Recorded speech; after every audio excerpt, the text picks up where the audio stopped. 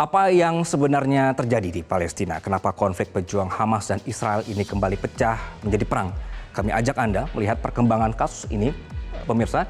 Kami pertama akan ilustrasikan menggunakan Google Earth. Jadi saat ini wilayah Palestina terpecah setelah Israel deklarasi jadi negara di tahun 1948, sehingga menyisakan tepi barat atau juga West Bank dan juga jalur Gaza. Ini ya pemirsa ya, tepi barat dan juga jalur Gaza. Inilah hanya dua wilayah ini untuk Yerusalem, Palestina.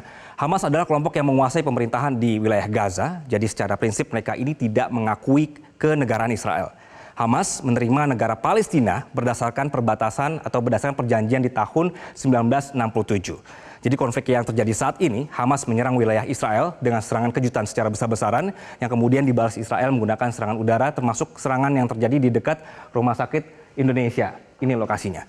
Nah, Ketua Presidium Mercy, Sarbini Abdul Murad mengungkapkan kondisi rumah sakit di Indonesia di Gaza ini mengalami kerusakan pada plafon, kemudian pusat gas, namun pelayanan rumah sakit tidak terdampak. Jadi pada saat Israel menyerang, serangan udara mengenai mobil operasional Mercy yang berada di depan tempat tinggal para relawan, ini lokasinya berada di kompleks Rumah Sakit Indonesia juga. Satu relawan lokal ini meninggal dunia. Jadi pemirsa, serangan Hamas ini disebut sebagai yang terbesar dengan serangan merata ke sejumlah titik di perbatasan Israel.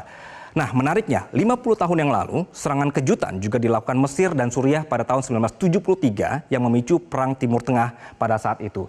Jadi untuk sementara, pemirsa, ini adalah lokasi dari Rumah Sakit Indonesia. Kemarin juga ini menjadi wilayah yang terkena serangan. Kemudian Anda bisa saksikan ini adalah perbatasan-perbatasan yang disebut sebagai serangan besar adalah karena dari pejuang Hamas ini melakukan serangan di berbagai titik di perbatasan.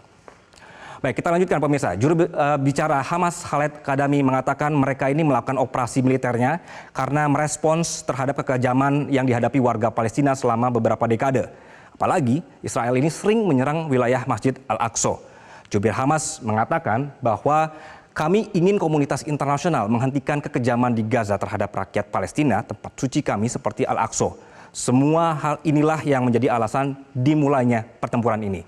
Dalam serangan kali ini pemirsa, Hamas mengajak kelompok lain juga untuk bergabung dalam perlawanan. Yang kemudian kemarin ini kelompok Hizbullah Lebanon juga menyatakan bergabung dan menembakkan sejumlah besar peluru dan artileri ke wilayah Israel. Ini juga bergabung jadinya mereka. Nah, tidak mau sekutunya dikeroyok, Amerika Serikat ikutan juga. Jadi mereka mengumumkan bantuan militer ke Israel. Menteri Pertahanan Amerika Lloyd Austin hari Minggu kemarin memerintahkan pemindahan kelompok serangan kapal induk ke wilayah Mediterania Timur supaya lebih dekat ke Israel.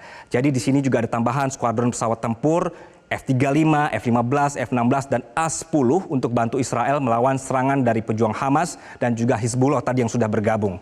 Melihat situasi yang memanas, yang juga Amerika ikut-ikutan, Rusia juga akhirnya merespons bahwa situasi yang terjadi saat ini di Timur Tengah, ini disebutnya adalah ini semua karena salah Barat. Jadi Timur Tengah ini tidak pernah damai karena pihak Barat ini tidak patuh terhadap resolusi Dewan Keamanan PBB. Semua akan damai menurut Rusia kalau proses negosiasi mengenai perjanjian internasional yang mengatur pembentukan negara Palestina ini didasarkan pada perbatasan tahun 1967. Apalagi Amerika dan Barat ini sering banget memveto keputusan-keputusan PBB terkait Timur Tengah. Satu hal yang pasti, apapun yang terjadi pemirsa, apapun yang sedang bergejolak di Palestina, warga sipil lah yang menderita dan mengalami bencana kemanusiaan. Follow up akan kembali pemirsa usai jeda. Dapatkan informasi, download Metro TV Extend sekarang.